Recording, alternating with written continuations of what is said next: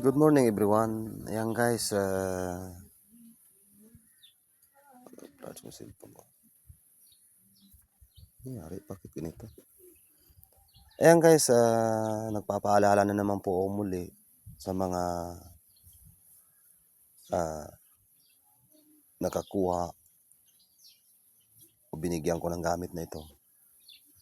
Ayan guys. Marami na nagpatunay nito. Ulit-ulitin ko lang. Ayan mga kapatid. Ito po ay mutya na makaya. Tapos ang kahoy na nakikita nyo. Ayan, sa gitna niya. Ang kahoy na yan ay hindi yan nabubuhay. Para siyang hanging plant. Andun kasi sa taas ng kahoy. Hindi rin siya baliti. Kahoy po siya talaga. So yan guys, tawag yan. Andun siya sa taas ng mga malalaking kahoy rin. Kahoy rin talaga to siya. Yan guys. Kaya hindi siya pwedeng mabubuhay sa ilalim o sa lupa. Doon siya talaga sa taas. Hindi po siya baliti. Ibang baliti. At alam ko ang mga nasa kalikasan. At paalala lang po sa mga baser dyan na walang ibang ginawa kundi nagbabas ng iba. Yan na naman ang lagi kong tanong. Ano ba nagawa nyo sa spiritual?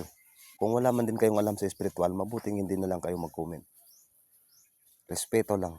Kasi iba tayo ng paniniwala at iba ang aking kinagis ng kaalaman. Mula sa kalikasan, mula sa galing sa tuldok, papunta sa malaki, may kunti akong nalalaman po, mga kapatid. Ang bawat sa mundong, ang nakikita sa mundong ito at nararamdaman ay may mga kahalagahan para sa akin. Ganyan ko nirespeto ang kalikasan. Sapagkat binigyan ako ng tahas ng ating amang nasa langit na alamin ang mga birtud ng kalikasan. Kaya kung hindi ka pamulat sa spiritual at wala kang alam, mabuting tumahimik ka na lang. Paalala ko lang po, mahirap na. Basta sinasabi ko na sa inyo, mahirap na.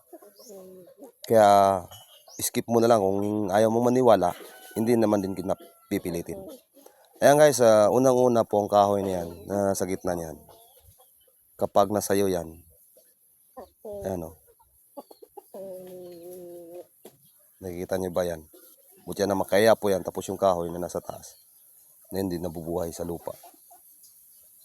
Yan guys, ang napakaganda sa kahoy niyan, kapag andyan yan sa'yo, ay kung anong ugali niya, na nakasa taas lagi, ayun, tumitibabaw ka sa lahat. O magpaibabaw ka talaga lagi sa lahat. Tumitingala ang lahat sa'yo. Ang napakaganda sa gamit nito, lalo na kung wala kang kasalanan. Halimbawa, dalhin ka sa barangay ngayon. Tapos, pinaratangan ka ng maling saksi. Pagdating sa sa punong barangay, ay hindi sila, habang nasayo ito, hindi sila makapagsalita ng hindi maganda. Yan po ang mga virtudes nito mga kapatid. Inuulit ko ang makahiya, napakagandang gamit po ito. Sapagkat ang lahat, kapag ang taong galit sa iyo ay mahawakan mo. Kung makikita ka niya, kahit planuhin ka niyang patayin, ay hindi yun matutuloy.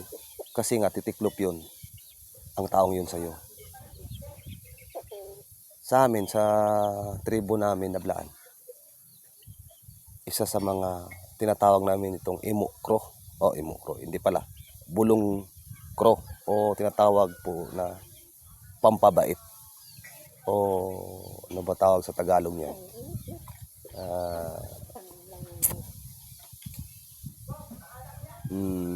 Yung lahat ng nasa paligid mo ay hindi makagawa sa'yo ng kasamaan. Babait talaga ang mga tao sa paligid mo. Ayan ang mga gawa ng mutya na makaya.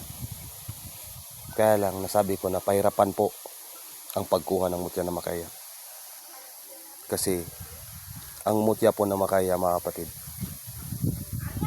habang kinukuha mo ito, kailangan talaga na walang ni isang dahon ng titiklop dito. At alam ko ang proseso nito. Dito sa lugar namin, o kahit marami naman akong antingerong nakilala, ako lang mismo talaga ang nakakalam paano ito ko kunin ang kanyang mutya.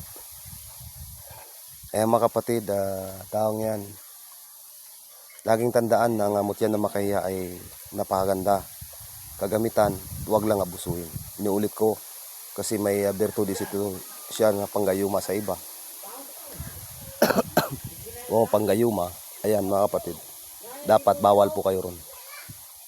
Bawal na bawal po talaga dalhin ito sa gayuma. Pwede ito sa may may amo o pampamo kasi to. May amo ka, ayan, babait sa yung amo mo. Yan, maraming magagawa talaga ang mutya na makaya. Lalo na yung kahoy dyan, na nasa taas mo lang lagi makikita. Meaning, nagpapaibabaw ka lagi sa lahat at tumitingala sila sa'yo. Yan, yan ang mga ginagawa ko ngayon. Yan po siya mga kapatid. Kuha tong isa ka. Yan. Toto. Nuulit ko po, guys, sa taong yan, sa gamit ko. Unang-una, ang bawal ko talaga ay bawal magnakaw. Bawal po makikiapid.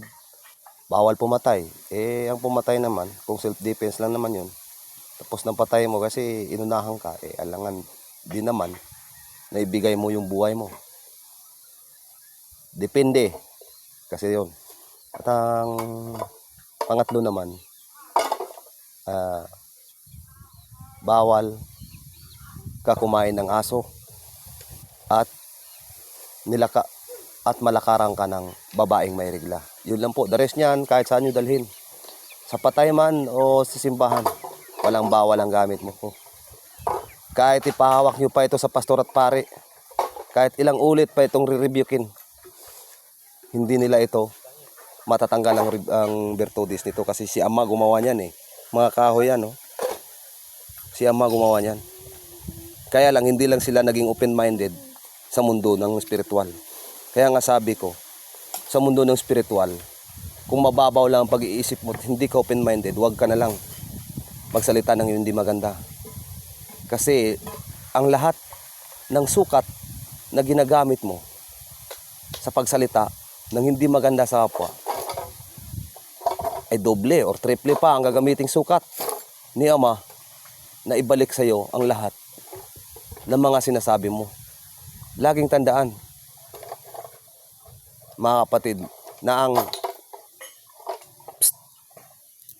laging tandaan mga kapatid na ang taong yan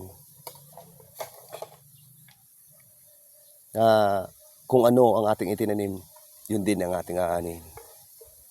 Yan ang batas ni Ama. Tapos laging tandaan, ang nagpaparumi sa tao ay yung mga maruming lumalabas sa bibig niya. Sapagkat kung ano ang laman ng puso, yun din ang lalabas at makagawa ng tao ng hindi maganda. Lalo na ang inggit, pag umiiral sa puso niya, ayun, makagawa siya ng mga bagay na hindi ka nais-nais.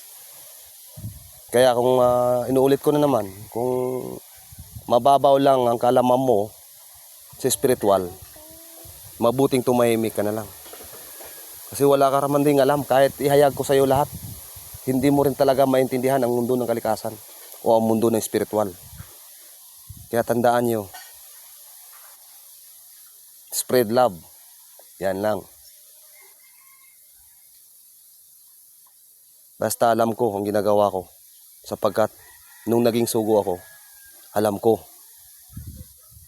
ang ginagawa ko. At alam ko kung saan nahantong ang misyon ko sa aking pagiging sugo. Kaya God bless mga kapatid. Ito,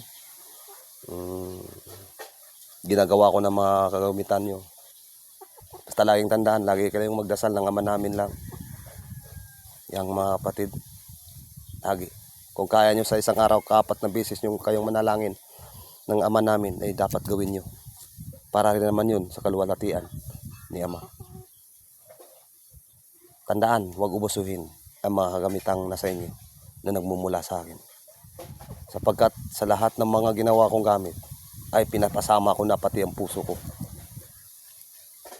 Ganyan ako gumakasa ng gamit, mga kapatid. Kaya nga, sa pamilya ko, sa lahat na sa paligid ko, maging asawa ko man o maging anak ko man, ay binabawalan ko silang humawak ng mga kagamitan ko habang kumakasa ako. Ako talaga mismo ang gumawa nito. O ako talaga mismo ang kakasa ng mga kagamitan ko. Salamat everyone. God bless po.